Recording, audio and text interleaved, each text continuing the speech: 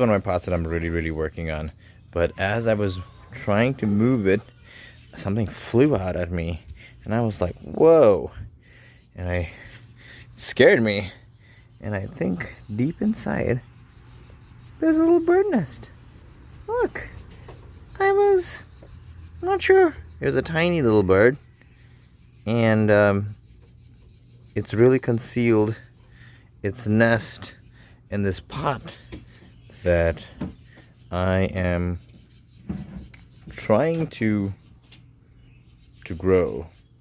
Well, not done a good job, not watered it, and I can see why the bird has concealed its nest in there beautifully. It's a tiny little brown bird. I'm not really sure what it was. If anybody knows what these eggs are, let me know.